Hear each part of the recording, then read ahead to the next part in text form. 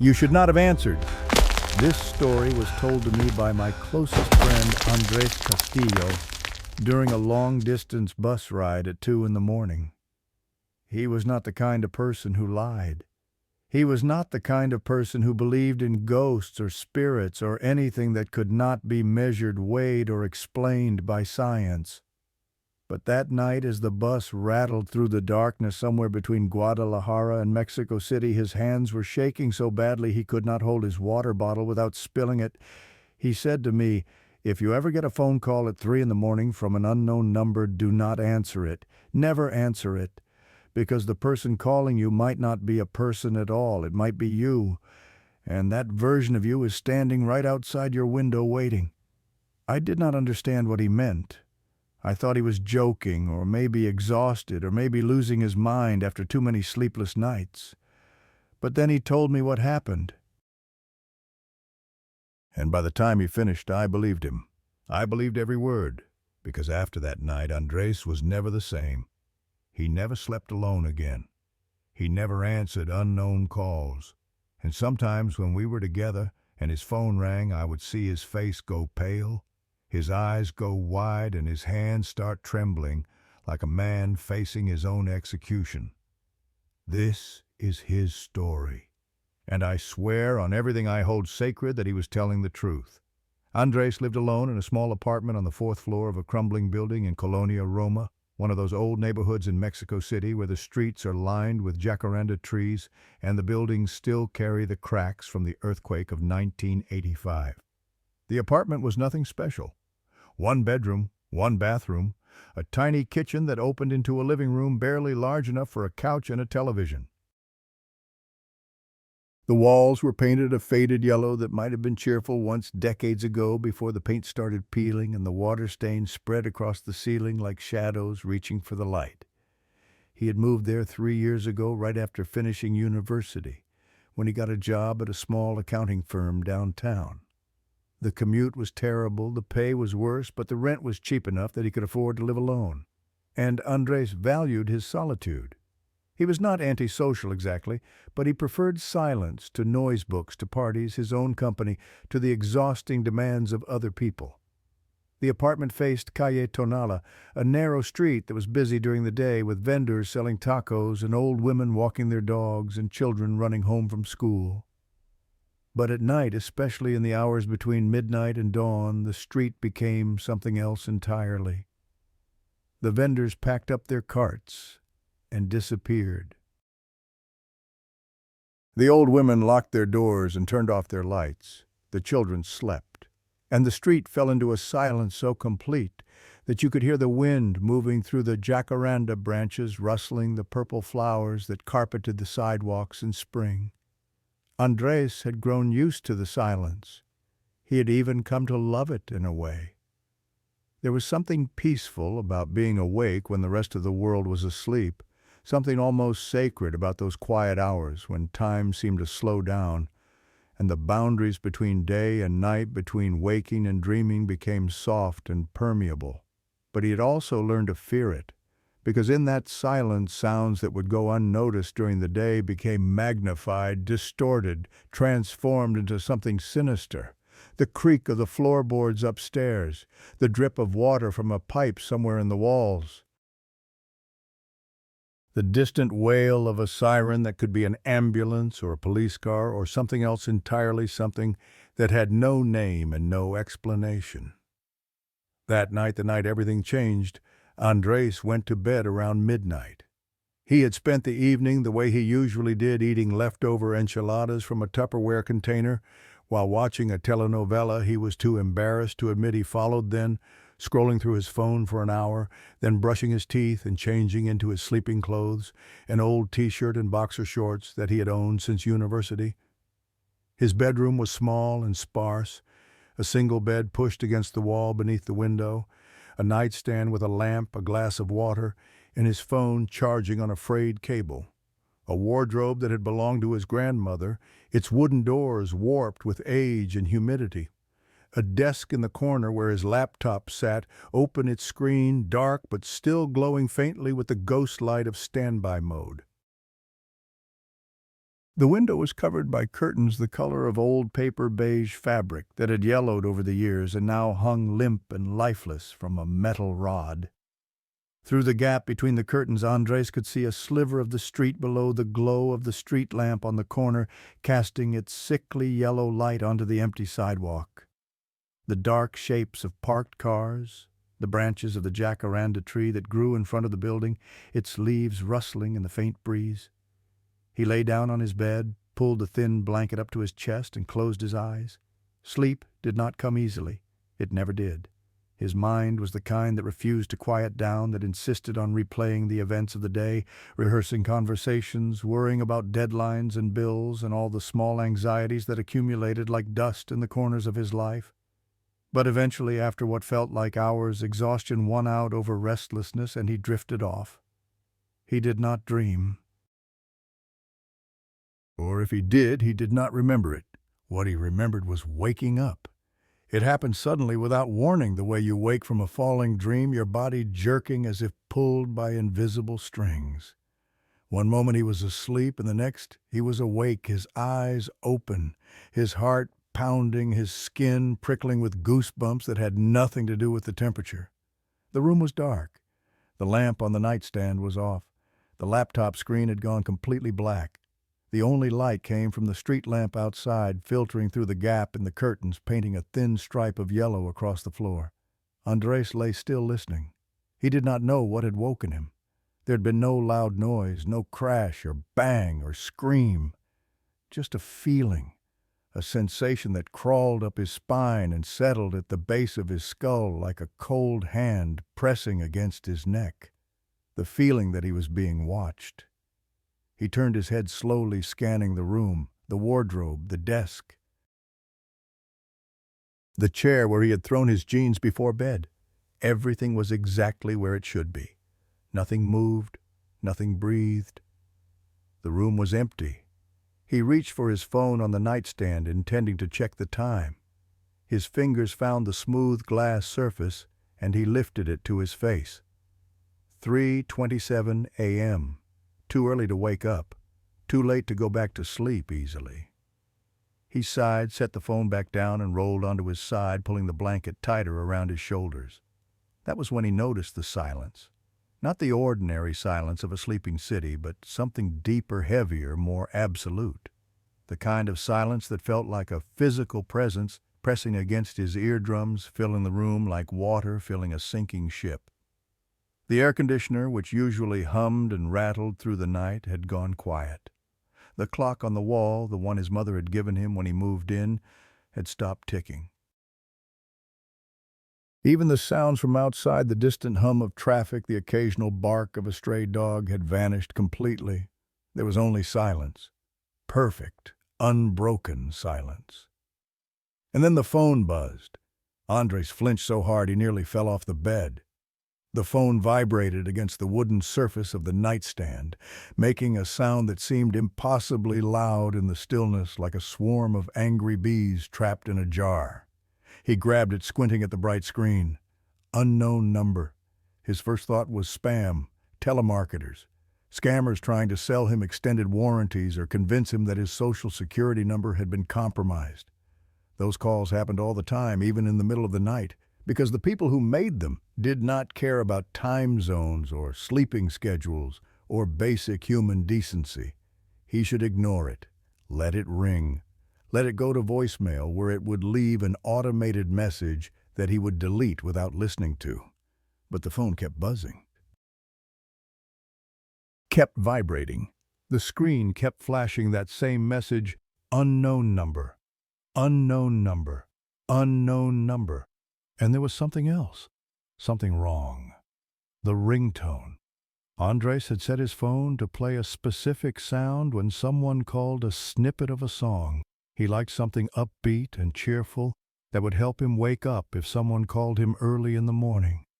But that was not the sound the phone was making. Instead, it was emitting a low, droning buzz like the hum of a dying fluorescent light or the static between radio stations. A sound that seemed to vibrate not just in his ears, but somewhere deeper in his chest, in his bones, in the hollow spaces inside his skull. Just answer it, he thought. Answer it and tell them to stop calling. Answer it and get it over with. His thumb moved across the screen. He pressed the green button. He lifted the phone to his ear. Hello? Nothing, not even static, not even the faint hiss of an open line. Just silence. Complete absolute silence, as if he had pressed his ear against a void, against an emptiness so vast and so deep that it swallowed all sound. Hello, he said again, louder this time, annoyance creeping into his voice. Is anyone there? If this is a wrong number, just hang up. Silence. He pulled the phone away from his ear, looked at the screen. The call was still connected. The timer was counting 5 seconds, 6 seconds, 7 seconds, but there was no sound, no response, nothing. He was about to end the call when he heard it. A voice, not speaking exactly, whispering, so quiet that he had to strain to hear it, had to press the phone hard against his ear and hold his breath and focus every ounce of his attention on that tiny, distant sound. A single word, his name. Andrés.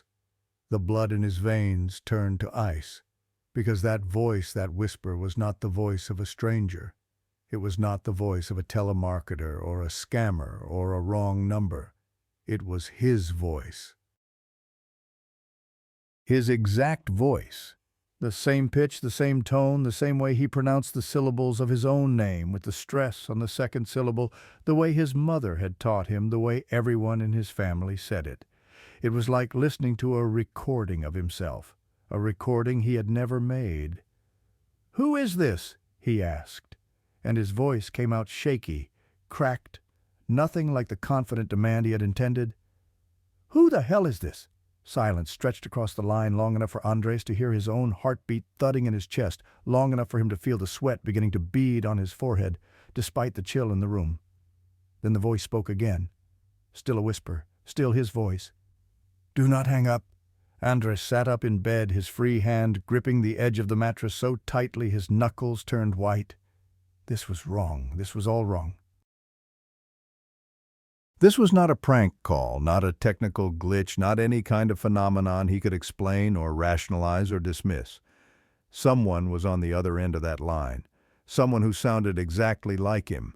Someone who knew his name. "This is not funny," he said, trying to force authority into his voice, trying to sound like someone who was in control of the situation. "I do not know who you are or how you got my number, but this joke is over. I am hanging up now." He moved his thumb toward the red button on the screen, and the voice laughed. It was his laugh, the exact laugh he made when something caught him off guard, that short, sharp exhale followed by a longer chuckle that came from somewhere deep in his chest. He had heard that laugh in videos his friends had taken, had recognized it immediately as his own, as uniquely and unmistakably his. But he was not laughing. His mouth was pressed into a thin line. His lungs were frozen. His throat was so tight he could barely breathe. The laughter faded into silence. Then the voice spoke again, clearer now, closer, as if the person on the other end had moved nearer to the microphone. "Hang up if you want, but I will call back. I will always call back." The line went dead. Andrés stared at the phone in his hand. The screen showed the call had ended duration 37 seconds. He opened his recent calls to see the number, to screenshot it, to do anything that would help him make sense of what had just happened. But the call was not there. His recent calls showed nothing after 11:47 p.m., when he had called his mother to wish her good night. No incoming call at 3:28 a.m. No unknown number. No record of any kind that the call had ever happened. He scrolled up and down. He closed the app and opened it again. He restarted his phone entirely, waited for it to boot up, checked again. Nothing. The call had vanished, as if it had never existed. As if he had imagined the whole thing, dreamed it, hallucinated it in the strange hours between sleep and waking. But he had not imagined it. He knew that with a certainty that went beyond logic, beyond reason, beyond anything he could prove or explain. He had heard that voice, his voice, whispering his name, laughing his laugh, and telling him not to hang up. Andrés got out of bed, His legs were unsteady beneath him, his muscles weak and trembling as if he had just run a marathon. He walked to the window, pushed aside the curtain, and looked out at the street below. Calle Tonala was empty. The street lamp cast its pale yellow light onto the sidewalk, illuminating the fallen jacaranda flowers that lay scattered across the pavement like purple confetti. The parked cars sat silent and still. Nothing moved. No one walked. The world outside was exactly as it should be at 3:30 in the morning. Quiet, peaceful, ordinary. But Andrés could not shake the feeling that something was watching him. He scanned the street, his eyes moving from shadow to shadow, from doorway to doorway, searching for any sign of movement, any hint that someone was out there looking up at his window. Nothing. He was about to turn away, to go back to bed, to try to convince himself that the whole thing had been a dream or a glitch or some kind of bizarre coincidence when his phone buzzed again. He looked down at the screen. Unknown number. And this time the ringtone was different. This time it was not that droning buzz from before. It was something else, something worse. It was his mother's ringtone, the one he had assigned specifically to her number so he would always know when she was calling, but the screen did not say Mama. It said unknown number. Andrés pressed the green button before he could stop himself, before he could think, before the rational part of his brain could remind him that answering was a mistake. Hello? Silence. Then the whisper. Look outside again. What?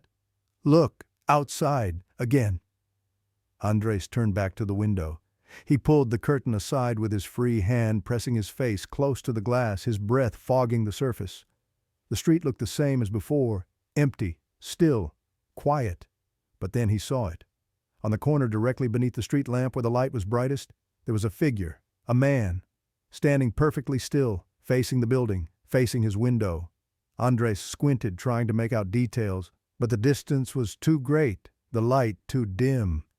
He could see the shape of a body, the outline of limbs, the suggestion of a head, but no features, no face, just a dark silhouette against the yellow glow of the street lamp.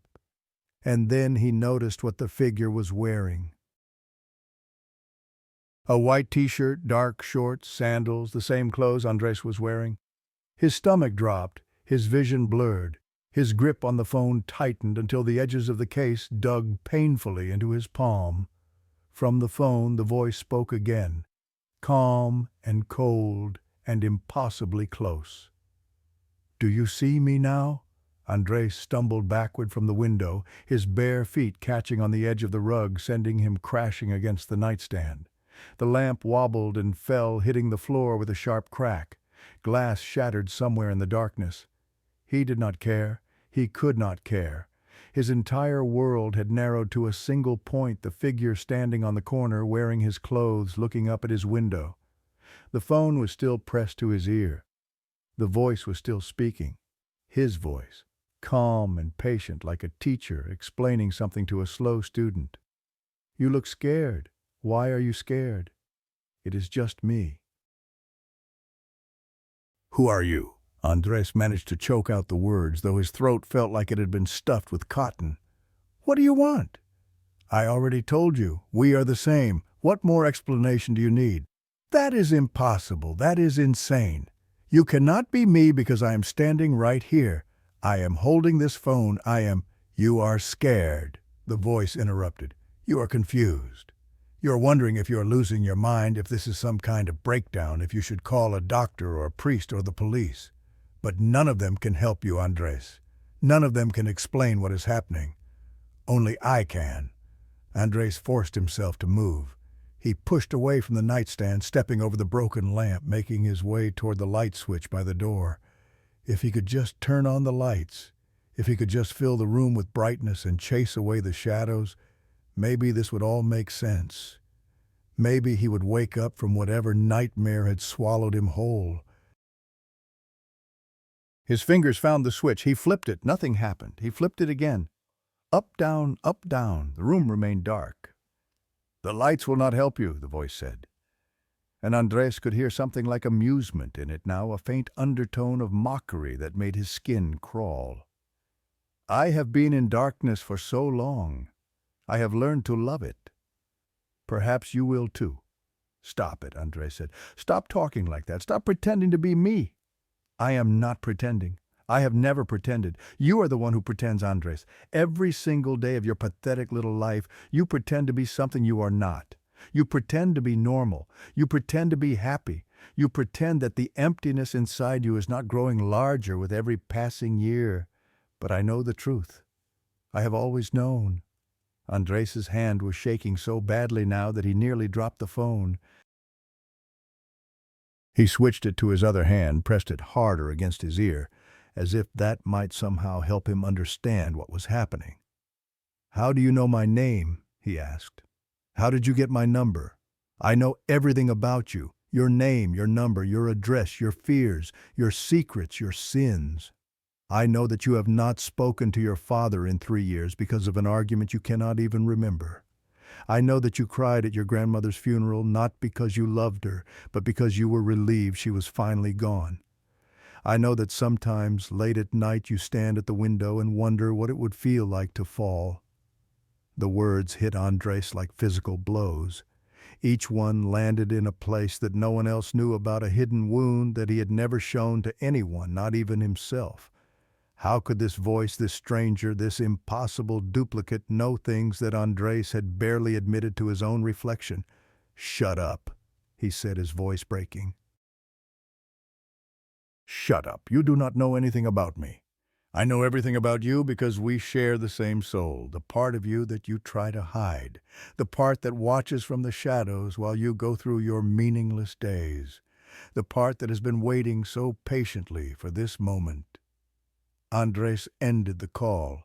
He jabbed his thumb at the red button so hard that pain shot through his knuckle, and the screen went dark, and the voice stopped, and for one blessed moment there was only silence. Then the phone rang again. Unknown number. He rejected the call. The ringing stopped. Then it started again immediately, as if no time had passed at all, as if his rejection had meant nothing. He rejected it again. It rang again, again, again, again. The phone would not stop. Every time he ended the call, it started ringing again within seconds. The screen flashed that same message over and over. Unknown number, unknown number, unknown number, until the words lost all meaning and became just shapes, just light, just another weapon being used against him. Andrés threw the phone across the room. It hit the far wall with a satisfying crack and fell to the floor.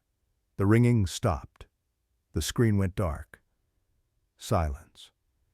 He stood there in the darkness, chest heaving, sweat dripping down his face, waiting for something to happen, for the phone to ring again, for the voice to return, for the figure on the corner to start moving toward the building. Nothing happened. The silence stretched on thick and heavy, pressing against him like a physical weight. He could hear his own breathing ragged and uneven. He could hear his own heartbeat pounding in his ears like a drum. But beyond that, there was nothing. No sounds from the street. No sounds from the building. No sounds at all. Maybe it was over. Maybe throwing the phone had broken whatever connection existed between him and that voice. Maybe the figure on the corner had given up and walked away back to whatever hell it had crawled out of. Andrés walked back to the window. His legs did not want to cooperate, each step requiring a conscious effort like walking through water. But he forced himself to move, forced himself to look, forced himself to face whatever was waiting for him on the other side of the glass. He pulled the curtain aside. The corner was empty. The street lamp still cast its yellow glow onto the sidewalk, but the figure was gone.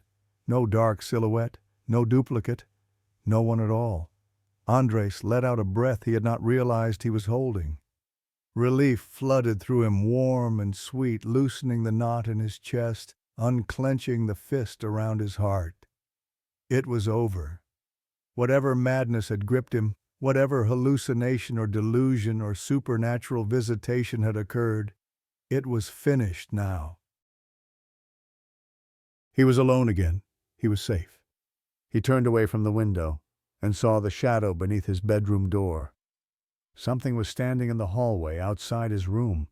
He could see it clearly now, the way it blocked the faint light that usually filtered through the gap between the door and the floor. A shape, a presence, something that had not been there before. Andrés stopped breathing. The shadow moved, just slightly. A shifting of weight from one foot to the other, the way a person might move while waiting for something, or someone. "No," Andrés whispered. "No, no, no." He backed away from the door, his bare feet sliding across the cold floor until his back hit the wall beneath the window. He had nowhere else to go. The door was the only way out of the room, and something was on the other side of it. Something that should not exist, something that had his voice and his memories and knew his deepest secrets. The shadow moved again. This time Andrés heard something else, a slow, deliberate exhale, the sound of someone breathing out through their nose. The sound was close, so close, just inches away on the other side of that flimsy wooden door. Then the breathing changed. It became heavier, deeper, like the panting of an animal that had been running for miles and was finally catching its prey. Each exhale seemed to fill the silence, to push against the walls, to make the room itself feel smaller and more suffocating. Andrés's eyes darted around the room, searching for something, anything that might help him. The broken lamp, the fallen phone, the desk with its dark laptop and scattered papers, the wardrobe with its warped wooden doors, the flashlight. He kept a flashlight in the drawer of his nightstand for emergencies, for the frequent power outages that plagued this old building with its ancient wiring. If he could just reach it, if he could just get some light, maybe he could see what he was dealing with. Maybe he could find a way out. He moved slowly, carefully, trying not to make a sound. His hand found the drawer handle. He pulled it open, wincing at the slight creak of wood against wood. His fingers searched the contents: a book, a pair of glasses, a pack of cigarettes he had been meaning to throw away, and finally the cold metal cylinder of the flashlight. He pulled it out. He clicked the button. Light burst from the lens, a beam of bright white that cut through the darkness like a blade. Andrés swept it across the room, illuminating the familiar shapes of his furniture, the clothes scattered on the floor, the posters on the walls. Then he pointed it at the door. The shadow was still there, that dark shape blocking the gap beneath the door. But now, in the harsh light of the flashlight, Andrés could see something else. Something that made his stomach lurch and his vision blur. The shadow was not shaped like a person standing. It was shaped like a person kneeling. As if whoever was on the other side had gotten down on their hands and knees and pressed their face against the gap, trying to see inside. Andrés opened his mouth to scream, but no sound came out. His throat had closed up, his vocal cords paralyzed by a fear so primal and so absolute that it bypassed his conscious mind entirely. The flashlight flickered. No, not now. Not when he needed it most. He shook it the way you shake a flashlight when the batteries are dying, and for a moment the beam steadied. But then it flickered again, longer this time, the light cutting in and out like a heartbeat losing its rhythm. "Come on," Andrés hissed. "Come on, work, please work." The flashlight died. Darkness swallowed the room. And from the other side of the door, from that kneeling shape, from whatever was pressing its face against the gap, Andrés heard a voice. His voice. "You turned off my lights, so I turned off yours." That seems fair, does it not? The words were spoken conversationally, casually, as if they were two friends discussing the weather. But there was something beneath that casual tone, something cold and hungry and patient, like a predator that knew its prey had nowhere left to run. Andrés did not respond. He could not respond. His mind had gone blank, wiped clean by terror, leaving nothing but animal instinct and the desperate, overwhelming need to survive. He looked around the room, his eyes slowly adjusting to the darkness. The window. He could open the window, climb out onto the fire escape, make his way down to the street. It did not matter that he was 4 floors up. It did not matter that the fire escape was old and rusty and probably unsafe. Anything was better than staying in this room with that thing on the other side of the door. He moved toward the window, His hands found the latch. He pushed. The window did not budge. He pushed harder, throwing his weight against the frame, straining until his muscles burned and his breath came in ragged gasps. But the window refused to move. It was stuck or locked or held shut by something he could not see. "You cannot leave," the voice said from behind the door. "Not until we are finished." "What do you want?" Andrés shouted the words, tearing out of him in a desperate scream. "What do you want from me?" Silence. Then slowly, deliberately, the doorknob began to turn. Andrés watched in frozen horror as the brass handle rotated first a quarter turn, then a half turn, then all the way until it could go no further. The door shuddered in its frame as if something on the other side was testing it, pushing against it, seeing how much force it would take to break through. "I want to meet you," the voice said. "In person, face to face. Is that so much to ask?" The door shuddered again. Harder this time, the wood groaned. "Stay away from me," Andrés said, but his voice had lost all its power. It came out weak, trembling, the voice of a child pleading with a monster under the bed. "Please, just stay away." "I cannot stay away from you, Andrés. We are connected, you and I. We have always been connected. You just never knew it until now." Another shudder, another groan. Andrés could see the door bowing inward, the old wood straining against whatever force was being applied from the other side. He looked around frantically, searching for a weapon, a barricade, anything. His eyes fell on the wardrobe. It was heavy, solid oak, the kind of furniture they did not make anymore. If he could push it in front of the door, maybe it would hold. Maybe it would buy him time. He ran to the wardrobe and threw his weight against it. The massive piece of furniture resisted for a moment, then began to slide across the floor with a grinding shriek. Andrés pushed harder, his bare feet slipping on the wooden floorboards, his arms straining his back, screaming in protest. The wardrobe reached the door just as another impact came from the other side.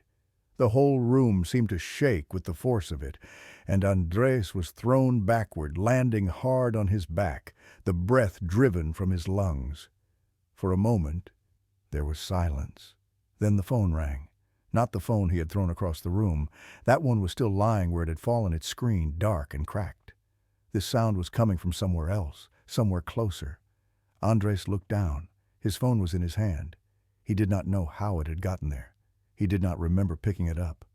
But there it was, whole and undamaged, its screen glowing with that familiar message, unknown number. And even though he had not pressed any button, even though he had not answered the call, the voice was already speaking. Not from the phone pressed against his ear, but from the phone lying in his palm, its speaker somehow activated, broadcasting the words into the silent room. "You blocked the door. That was clever. But did you really think a piece of furniture could stop me?" Andrés stared at the phone. The screen showed the call was active, the timer counting upward 10 seconds, 11 seconds, 12 seconds. "I'm not outside the door anymore," the voice continued. "I got bored of waiting, so I decided to come inside." The temperature in the room dropped. Andrés could see his breath now, small clouds of vapor forming in front of his face, dissipating into the frigid air. The cold seemed to seep into his bones, into his organs, into the deepest parts of him where fear lived. "Where are you?" he whispered. "Look behind you." Every instinct Andrés possessed screamed at him not to turn around. Every horror movie he had ever watched, every ghost story he had ever heard, every primal warning encoded in his DNA told him that looking was a mistake, that looking would be the end of him, that some things were not meant to be seen. But he could not stop himself. His head turned, his eyes moved, his gaze traveled across the dark room toward the corner where the shadow seemed deepest, where the darkness was not just an absence of light, but something thicker, denser, more alive. And he saw it, a shape standing in the corner, watching him.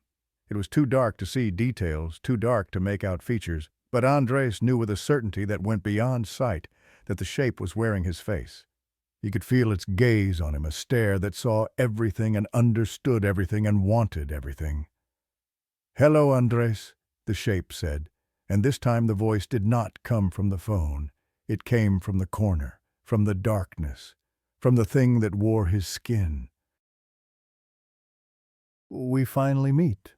Andrés tried to run. His legs would not obey. He tried to scream. His voice would not come. He was frozen, pinned in place by a terror so complete that it had short-circuited his entire nervous system. The shape moved. It stepped out of the corner into the slightly less dark center of the room. And Andrés saw it more clearly now. The white t-shirt, the dark shorts, the sandals, the same clothes, the exact same clothes that Andrés was wearing. And the face, his exact face. The same nose, the same mouth, the same ears, the same small scar on his left chin from when he had fallen off his bicycle as a child. Every detail was perfect, copied with a precision that went beyond mere resemblance. But where there should have been eyes, there were only voids. Two dark pits that seemed to swallow light itself, windows into an endless nothing that existed beyond the boundaries of the world Andrés knew. Looking into them, he felt something tear inside him, some fundamental belief in the nature of reality, some assumption that had been so basic he had never even thought to question it. Things like this were not supposed to exist. "What are you?" he managed to ask, the words coming out as barely more than a whisper. The duplicate tilted its head, a gesture Andrés recognized as his own, a habit he had when he was considering a question. "I told you. We share the same soul, the part you try to ignore, the part you lock away in the darkest corners of your mind, the part that has been waiting so patiently for a chance to be free. You are not me. You cannot be me. Are you sure about that? How do you know that you are the real one and I am the copy? How do you know that I have not always been the original and you are the shadow that somehow forgot its place?" Andrés shook his head. The room was spinning around him. Nothing made sense anymore.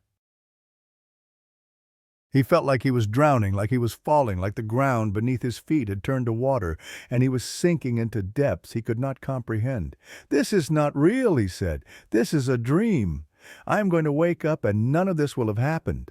The duplicate stepped closer, close enough now that Andrés could smell it, a scent that was utterly wrong, a mixture of rotting flowers and stagnant water, and something else, something older and darker, something that smelled like the inside of a tomb that had been sealed for centuries. "If this is a dream," it said, "then why can you feel this?" It reached out and touched Andrés' shoulder. Pain exploded through his body. Not the ordinary pain of a punch or a cut or a burn, but something deeper, something that seemed to bypass his skin and muscle and bone and strike directly at his nervous system. It was like being electrocuted and frozen and set on fire all at once. Andrés screamed, a raw animal sound that tore out of his throat and echoed off the walls, and he collapsed to the floor, his body convulsing, his vision flashing white. The pain lasted only a second. But in that second, Andrés felt something he would never be able to describe, no matter how many times he tried. It was as if his soul had been grabbed and pulled, stretched thin like taffy, threatening to tear apart. When the pain stopped, he lay gasping on the floor, tears streaming down his face, his shoulder burning where the duplicate had touched him. "That is what it feels like to be touched by emptiness," the duplicate said, looking down at him with those void-like pits where eyes should be.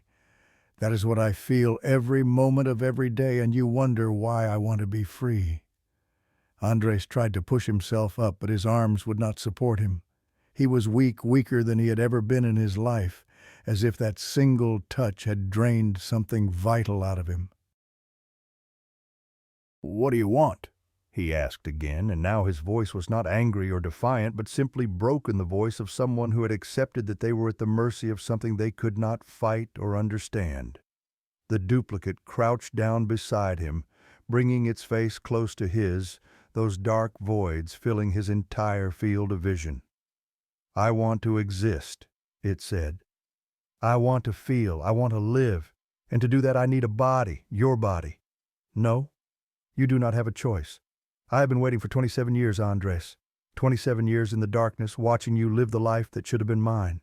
27 years of patience, of planning, of waiting for the right moment. And that moment is now. The duplicate reached for him again, those cold fingers extending toward his face. And then, cutting through the silence of the room, piercing through the terror and the darkness and the impossibility of it all, came a sound, a ringtone. Not the eerie drone from before, not the stolen melody of his mother's call, but a normal, ordinary ringtone. The default sound that came with the phone when you bought it. Both Andrés and the duplicate froze. The sound was coming from the floor, from where Andrés's phone had fallen during his collapse. The screen was lit up with an incoming call, and the name displayed on it made Andrés's heart leap. Mama, his mother was calling. At 4 in the morning, probably because he had tried to call her earlier when he was throwing the phone around, accidentally hitting buttons.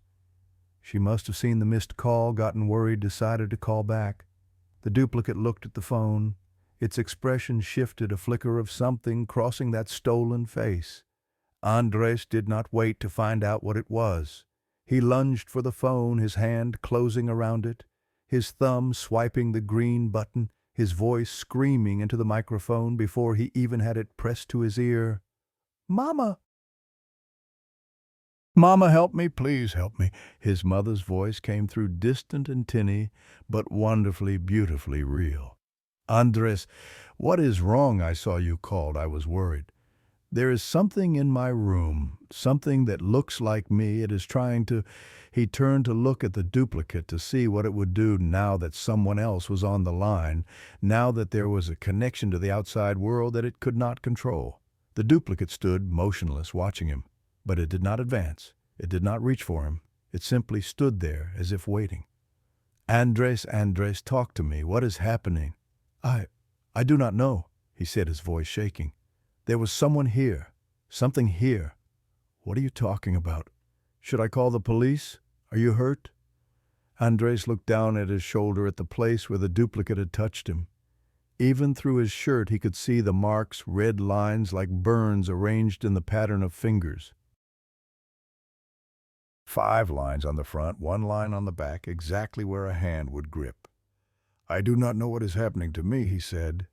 And he was crying now, tears flowing freely down his face, his body shaking with sobs he could not control. "Mama, I am scared. I am so scared. I am coming. Do you hear me? I am getting in the car right now. Stay on the phone with me. Do not hang up. I will be there as soon as I can." The duplicate had not moved. It stood in the center of the room, watching, waiting, those void eyes fixed on Andrés with an intensity that made his skin crawl. "Why are you just standing there?" Andrés asked it, his voice barely above a whisper. "Why do you not attack?" The duplicate tilted its head again, that familiar gesture that now seemed so alien, so wrong. "Because she is listening," it said. "She cannot see me, she cannot hear me. But while she is connected to you, while her voice is in your ear, I cannot take what I need. She is like an anchor holding you to this world. But anchors can be cut, Andrés. And I have waited 27 years. I can wait a little longer." The duplicate smiled. That asymmetrical smile that Andrés knew so well because it was his smile worn on a face that was his face, twisted into something that was not human. "We will meet again," it said. "Soon." And then it was gone. Not fading, not dissolving, not walking away. Just gone. One moment it was there, and the next moment the corner where it had stood was empty, as if nothing had ever occupied that space. Andrés sat on the floor of his bedroom, clutching the phone like a lifeline, listening to his mother's voice, telling him that she was on her way, that everything would be okay, that he just needed to hold on. The room was silent.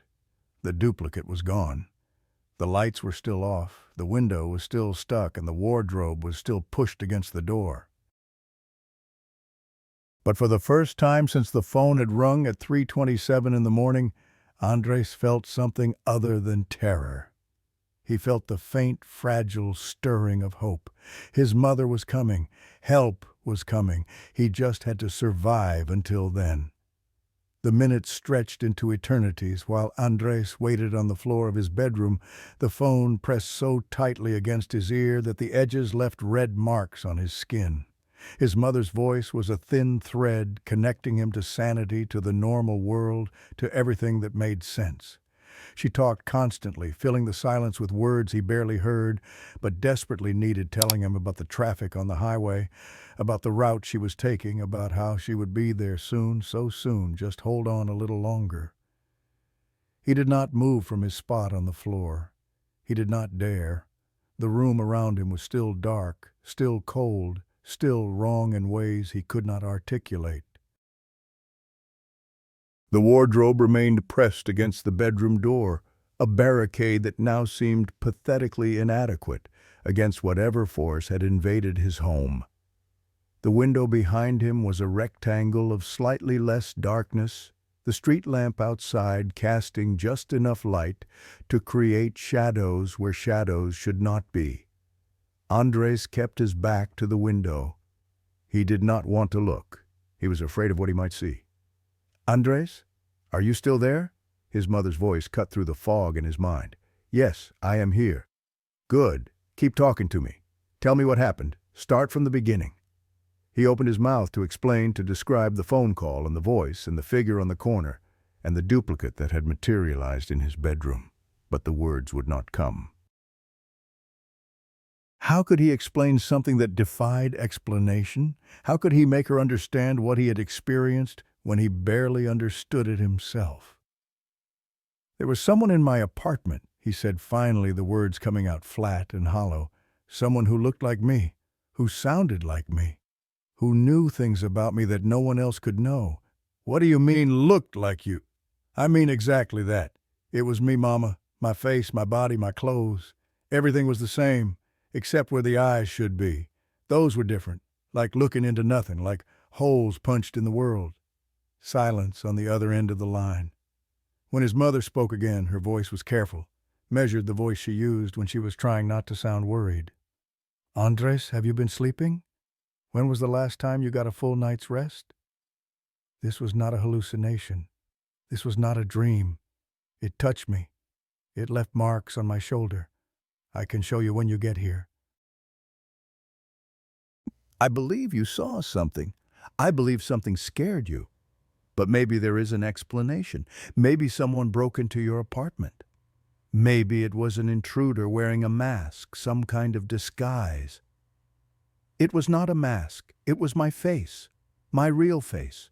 And when it touched me, I felt—" He stopped, unable to describe the sensation of that contact, the way it had felt, like his soul was being torn out through his skin. "I felt something that should not be possible." His mother was quiet for a moment. The sound of the car engine hummed through the phone, a steady rhythm that was almost soothing. "I am 15 minutes away," she said. "Just stay where you are. Do not open the door for anyone. Do not go near the windows. I will be there soon." "Okay. And Andrés, whatever you saw, whatever happened, we will figure it out together. You are not alone. Do you understand me? You are not alone."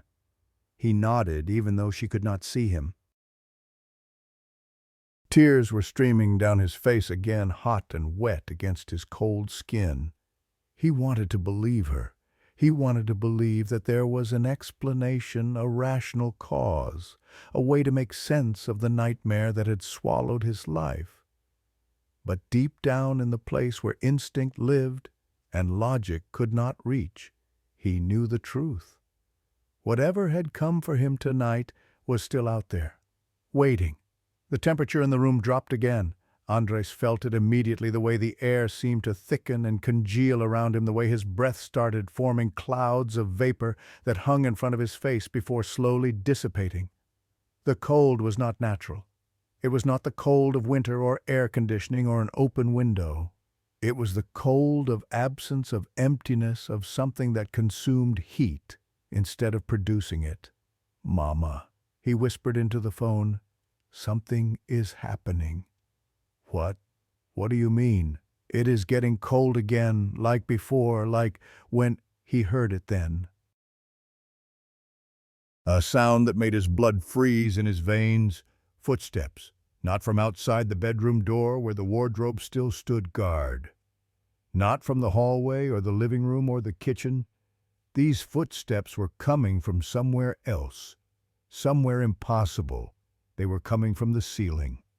Andrés looked up slowly, his neck creaking like a rusty hinge, his eyes traveling across the white plaster surface above his head. The ceiling was ordinary, unremarkable, the same ceiling he had stared at 1,000 times while lying in bed unable to sleep. But now, in the darkness with those sounds echoing through the room, it seemed different, wrong, alive. The footsteps moved across the ceiling, slow and deliberate, each one landing with a soft thud that seemed to reverberate through the walls. They started at the far corner near the door and moved toward the center of the room, toward where Andrés was sitting. "Andrés, Andrés, what is happening? Talk to me." He could not talk. He could not move. He could only watch as the footsteps approached, as dust motes drifted down from the ceiling with each impact, as the plaster began to crack and bulge in a pattern that looked almost like a handprint. A handprint was forming on the ceiling, pressing down from above, pushing through the plaster, leaving an impression that was unmistakably human. 5 fingers, a palm, a wrist, his handprint. "It is on the ceiling," Andrés heard himself say, his voice coming from somewhere far away, somewhere outside his body. "It is walking on the ceiling." "What? That does not make sense. Andrés, listen to me. You need to get out of there right now. Do you hear me? Get out." Another handprint appeared next to the first, then another. The pattern of movement became clear. The thing was crawling across the ceiling on all fours, moving like a spider, its limbs pressing against the plaster with enough force to leave visible marks. It was directly above him now. Andrés looked up into the darkness and saw something that would haunt him for the rest of his life. A face was emerging from the ceiling. Not breaking through, not tearing or crashing, but emerging like someone pushing their face into a sheet of rubber, stretching it downward without breaking it. The features were distorted by the plaster, elongated and warped, but still recognizable. His nose, his lips, his closed eyelids, his face, pushing down from above, reaching toward him. Andrés screamed. The sound that came out of him was not human.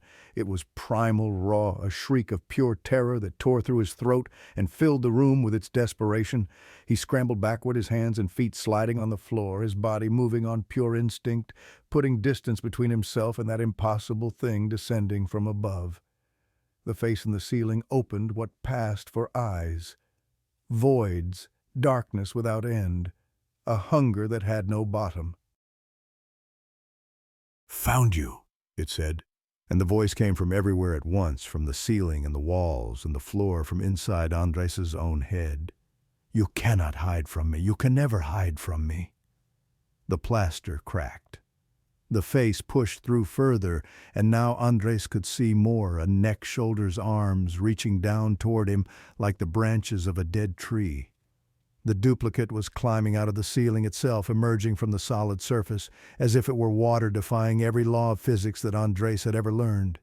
He ran.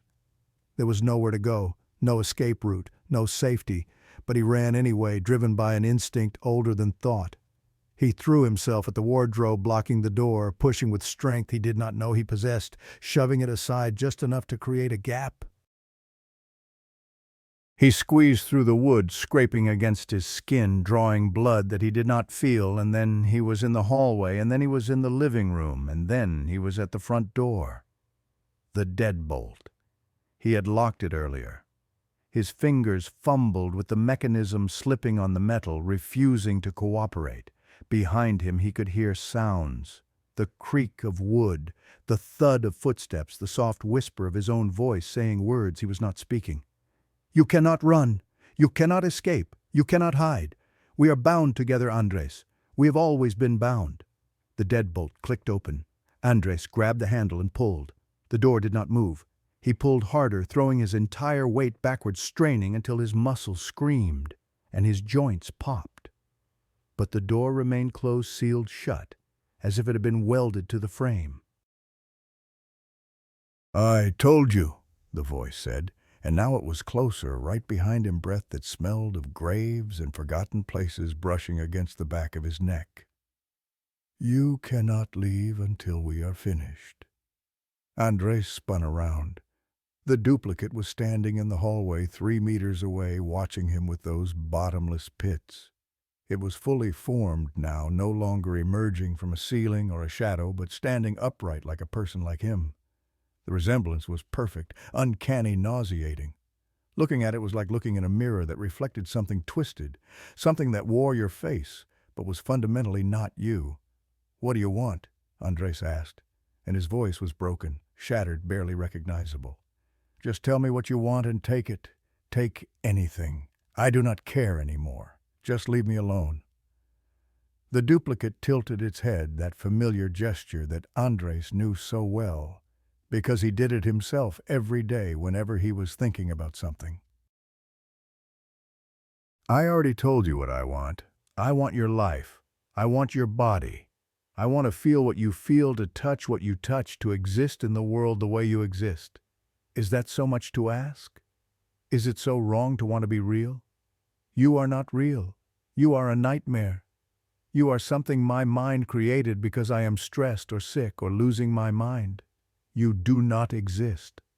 The duplicate smiled. His smile. His exact smile, with the slight asymmetry on the left side, with the way his lips curved up a little more on one end than the other.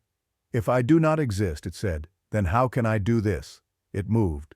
Not walking, not running, just suddenly there, covering the distance between them in an instant, faster than anything human could move. Its hand shot out and grabbed Andrés by the throat, lifting him off his feet, slamming his back against the door that would not open. The cold was unbearable. Where the duplicate's fingers touched his skin, Andrés felt that same sensation as before, that tearing, that pulling, that feeling of something essential being ripped away. But this time it was worse. This time, it did not stop. "You feel that?" The duplicate set its face inches from those endless voids boring into him. "That is your life force, your essence, your soul, if you want to be poetic about it. And I am taking it, piece by piece, breath by breath." Andrés tried to speak, but the grip on his throat was too tight. He could not breathe, could not think, could not do anything except stare into those fathomless depths and feel himself fading away. 27 years, the duplicate continued. 27 years I have waited for this moment. Do you know what it is like, Andrés? To exist in darkness, in nothing, to watch the world through a window you can never open, to see everything you want, everything you need, everything you deserve, and know that it will never be yours. The edges of Andrés's vision were going dark, not just from lack of oxygen, but from something deeper, something more fundamental. He could feel himself shrinking, collapsing inward, becoming less with every passing second. "I watched you grow up. I watched you make friends, fall in love, experience joy and sorrow and fear and hope. I watched you live, and all I could do was wait. Wait for the moment when the barrier between us would be thin enough for me to reach through. Wait for the moment when you would answer the phone." The duplicate leaned closer, its lips brushing against Andrés's ear. "You should not have answered the phone," it whispered. "That was your mistake. That was the invitation I needed. And now that I am here, now that I have touched you, now that I have tasted what you are, I will never let you go." Andrés's heart was slowing. He could feel it, each beat coming further apart than the last, each pulse weaker than the one before. He was dying. He was being consumed, and there was nothing he could do to stop it. "This is how it ends," he thought. "This is how I die. Alone in my apartment, killed by something that wears my face, and no one will ever know what happened. They will find my body and think it was a heart attack or an aneurysm or some other medical mystery. They will never know that I was murdered by myself." His eyes started to close. The darkness was almost complete now, a warm and gentle darkness that promised rest, that promised an end to the fear and the pain and the horror. All he had to do was let go. All he had to do was stop fighting. And then he heard it, a sound from far away, a sound that cut through the darkness like a knife. A sound that meant something, though he could not remember what. A ringtone. His mother's ringtone. The phone. The phone was still in his hand, still connected, still linking him to the outside world. And his mother was still there, still calling his name, still trying to reach him across the distance. "Andrés, Andrés, answer me, I am outside your building, Andrés." The duplicate's grip loosened just slightly. Just enough. Andrés did not think. He acted. His free hand came up and jabbed at those void eyes, and even though his fingers passed through them like passing through smoke, the duplicate flinched. It was only a moment, only a fraction of a second, but it was enough. Andrés brought his knee up into the duplicate's midsection. Again there was no real impact, no solid contact, but the duplicate released him anyway, stepping back with a hiss of frustration. Andrés dropped to the floor, gasping for air, his lungs burning, his throat on fire. He lifted the phone to his ear with trembling hands. "Mama, I am here. I am at the door." "The front door of the building is locked. There is no answer from the intercom." "Andrés, can you come down and let me in?" The duplicate was recovering. It stood a few feet away, those voids narrowing its expression, shifting from surprise to cold fury. "You fight," it said. "Good. I enjoy the struggle. It makes the taking so much sweeter." Andrés looked at the front door, still sealed, still impossible to open. Then he looked at the window in the living room, the one that faced the street, the one his mother might be able to see from below. He ran. The duplicate lunged for him, but Andrés was already moving, driven by desperation and the faint hope of survival. He crossed the living room in 3 strides and threw himself at the window, his hands finding the latch, pulling it, pushing it, fighting against whatever force was holding it shut. The window opened. The sudden rush of cool night air hit his face like a blessing, like a baptism, like the first breath after nearly drowning. Andrés stuck his head out the window and looked down 4 stories below to where a car was parked at the curb with its headlights on, and a woman was standing on the sidewalk looking up. "Mama, Andrés, thank God, come down and let me in. I cannot, the door is stuck, something is keeping it closed." His mother's face was a pale oval in the darkness, tilted up toward him, her expression impossible to read from this distance. But he could hear the fear in her voice when she spoke. "Then jump. There is a fire escape. I can see it from here. Climb down." Andrés looked to his left. The fire escape was there, an ancient iron structure that clung to the side of the building like a skeletal parasite. It was old and rusted and probably not up to code, but it was a way out. It was escape. He started to climb through the window. And the duplicate grabbed him from behind, its arms wrapped around his chest, cold and impossibly strong, pulling him back into the apartment. Andrés screamed, his hands clutching the window frame, his feet kicking against empty air. "You're not leaving," the duplicate said in his ear. "We are not finished. Let me go. Never. You are mine now. You have always been mine. You just never knew it." Andrés felt the cold spreading through his body again, that terrible draining sensation, that feeling of being emptied out like a bottle being poured into the sink. His grip on the window frame was weakening, his strength was fading. In a few more seconds he would not be able to hold on. From below he heard his mother scream his name, and something inside Andrés snapped. Not broke, snapped, like a rubber band stretched too far and suddenly released. A surge of something, energy or adrenaline or sheer stubborn will to survive, flooded through him. "I said let me go." He threw himself backward into the duplicate, catching it off guard. They both fell crashing to the floor of the living room, a tangle of limbs and cold and darkness. Andrés twisted, rolled, scrambled to his feet. The duplicate was rising too, its movements fluid and inhuman, but Andrés did not wait. He grabbed the first thing his hand touched, a heavy glass ashtray that sat on the coffee table, a relic from the previous tenant that Andrés had never bothered to throw away. He swung it with all his remaining strength, aiming for the duplicate's head. The ashtray passed through the duplicate's skull as if through mist. But something happened. The duplicate flickered, like a television with bad reception, its form wavering, becoming translucent, revealing glimpses of the room behind it. And on its face, for the first time, Andrés saw something other than hunger and malice. He saw pain. "What did you do?" the duplicate hissed, its voice distorted, fragmented. "What did you do?" Andrés did not know. He did not care. He ran for the window again, climbing through before the duplicate could recover his feet, finding the rusted iron of the fire escape.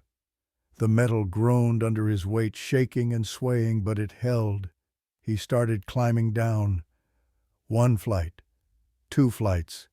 His bare feet slipped on the wet iron, the rust scraping his skin, but he did not stop. He could hear sounds from above from his apartment window, but he did not look back. He kept going, kept climbing, kept descending toward the ground, toward his mother, toward safety. 3rd flight, 4th flight, and then he was at the bottom, dropping the last few feet to the sidewalk, his legs buckling under him as he hit the pavement. His mother was there in an instant, her arms wrapping around him, her voice in his ear, her warmth surrounding him like a shield. "Andrés, oh God, Andrés, are you okay? What happened? What was that thing in the window?" He could not answer. He could only cling to her, shaking, sobbing, feeling like a child again, a terrified child who had just woken from the worst nightmare of his life. Except this was not a nightmare. This was real.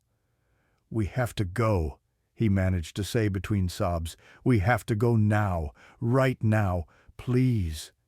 His mother did not argue. She helped him to his feet, half carrying him to the car, pushing him into the passenger seat and slamming the door. Seconds later, she was in the driver's seat, the engine roaring to life, the tires screeching as she pulled away from the curb. Andrés looked back at his building as it receded in the rear window. 4 stories up, he could see his apartment window still open, the curtains fluttering in the breeze. And standing in the window looking down at him was a figure, his face, his body, watching him go. The duplicate raised one hand in a slow wave, a mocking gesture, a promise. Then the car turned a corner and the building disappeared from view. They drove in silence for a long time.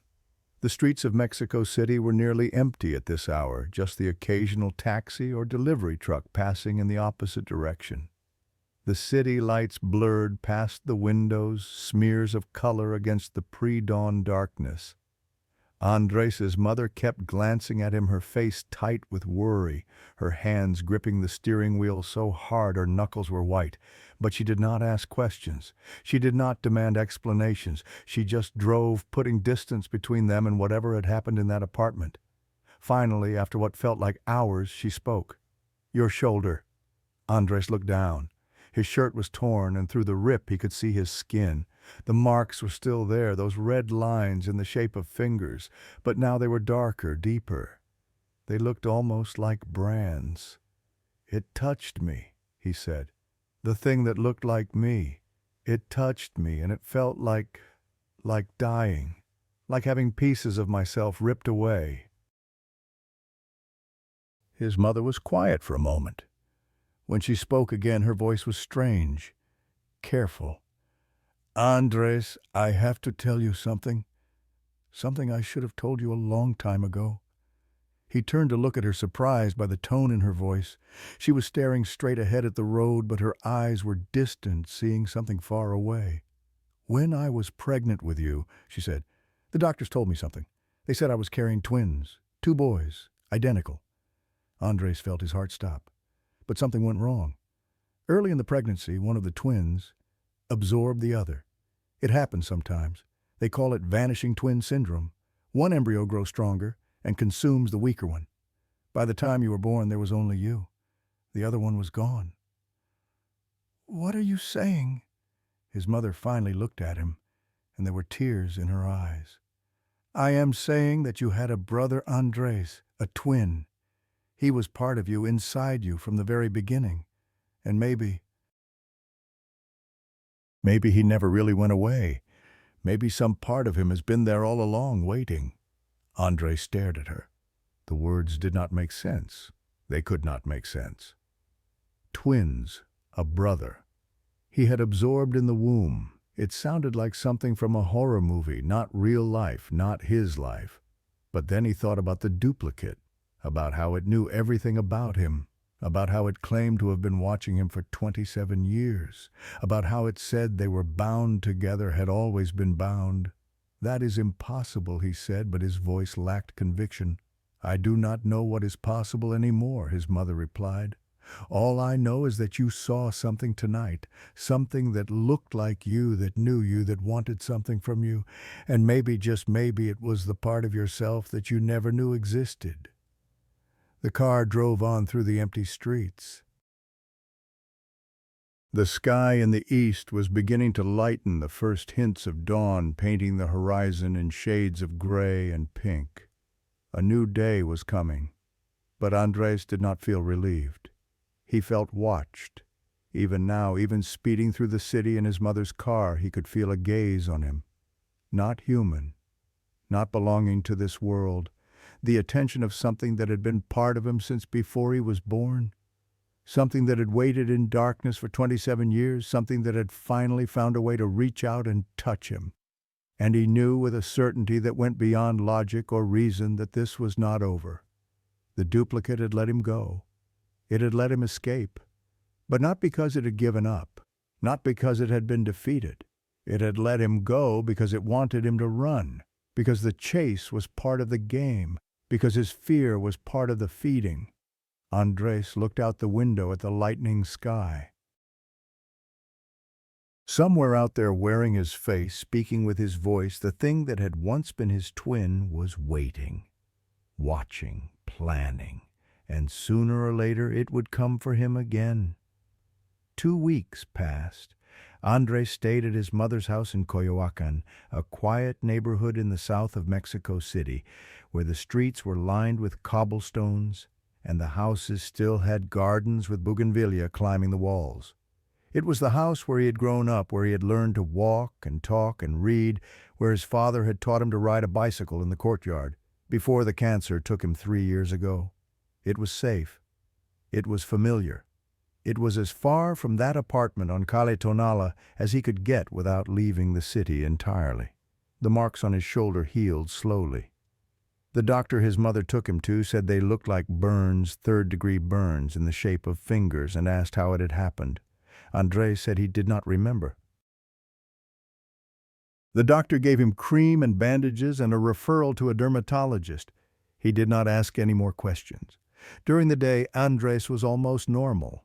He helped his mother around the house, watched television, read books he did not remember afterward. He ate meals at the kitchen table and made small talk about the weather and the news and anything that did not involve the events of that night. He smiled when his mother smiled. He laughed when she laughed. He pretended to be the son she remembered, the Andrés who had existed before the phone rang at 3:27 in the morning. But at night, everything changed. He could not sleep.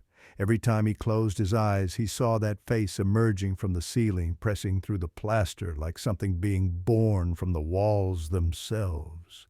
He heard his own voice whispering secrets in the darkness. He felt cold fingers around his throat, draining him, consuming him, taking pieces of his soul that he would never get back.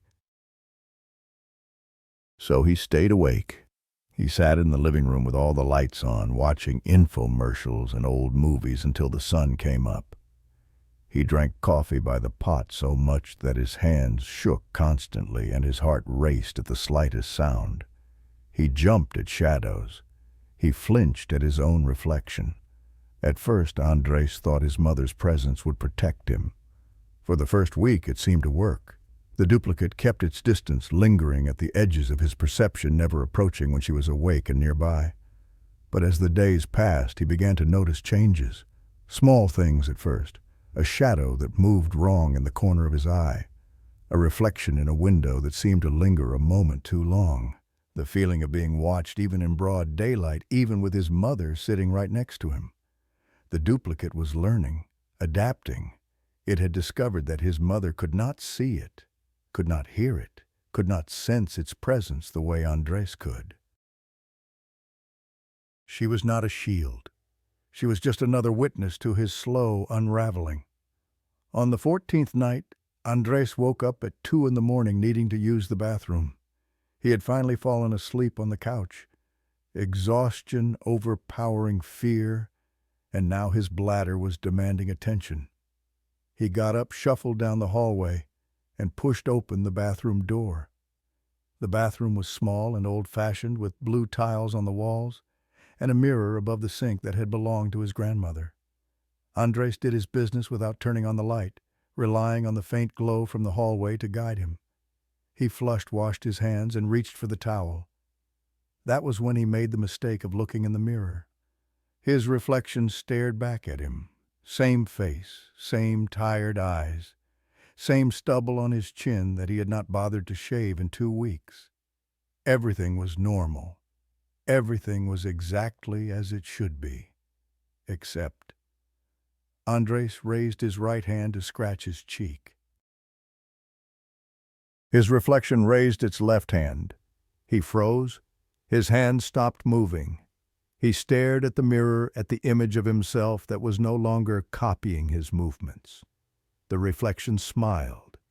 It was his smile, the same asymmetrical grin he had seen on the duplicate in his apartment, worn by a face that should have been his, but was somehow fundamentally wrong.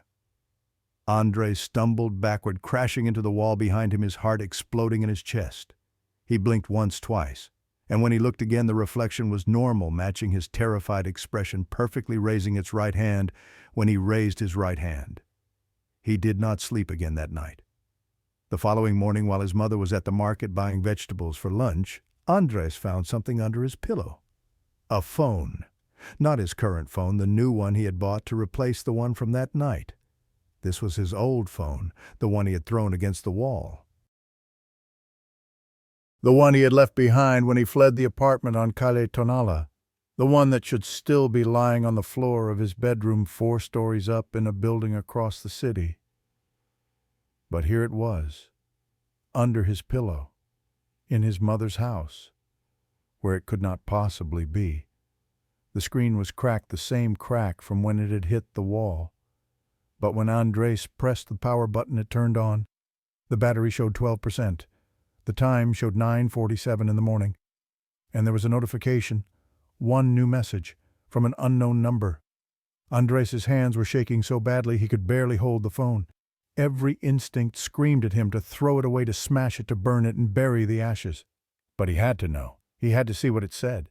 He opened the message. 3 words. Just 3 words glowing on the cracked screen. "Did you miss me?" Andrés dropped the phone. It clattered on the floor, the screen flickering but not going dark. He backed away from it, pressing himself against the wall, his breath coming in short, panicked gasps. It had found him. It had followed him. It knew where he was. And then, as if in response to his fear, the phone buzzed again. Another message. "Distance means nothing when we share the same soul." Another buzz. "I told you we were bound together." Another buzz. "And now I know something else. Your mother cannot protect you. She cannot even see me." The phone went dark. The battery had finally died. But the words remained burned into Andrés's mind, seared there like the marks on his shoulder, permanent and inescapable. That same night, after finding the phone, Andrés told his mother everything. Not the sanitized version he had given her before, but the whole truth.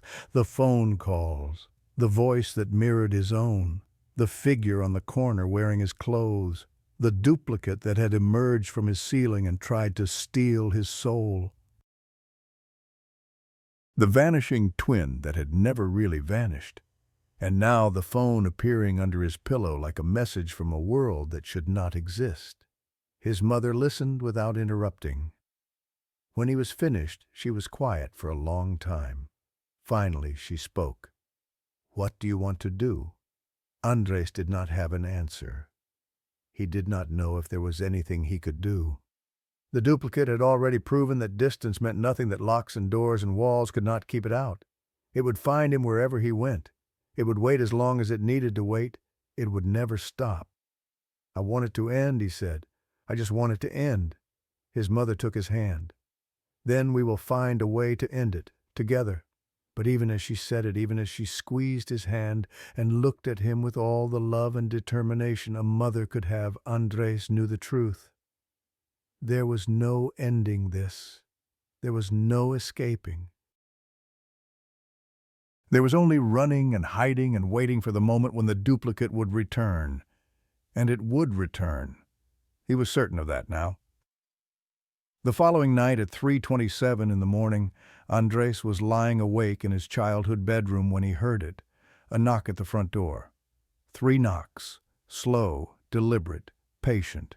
He did not move, he did not breathe. He lay perfectly still, staring at the ceiling, listening to the silence that followed. Then his phone buzzed. His new phone, the one the duplicate should not know about, the one with the new number that he had not given to anyone except his mother. He looked at the screen.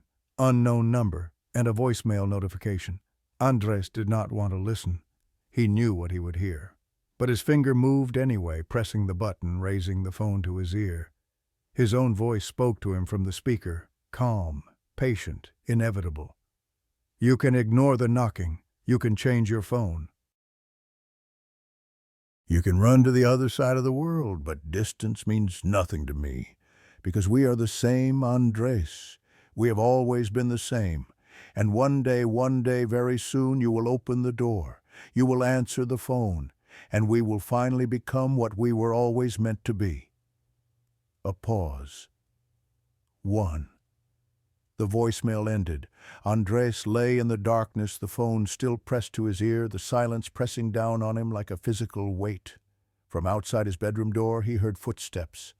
Not his mother's footsteps. These were different, slower, heavier, the footsteps of someone who had all the time in the world. They stopped right outside his door.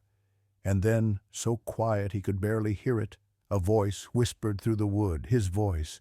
"Good night, brother. Sweet dreams." The footsteps walked away. Andrés did not sleep. He would never sleep soundly again.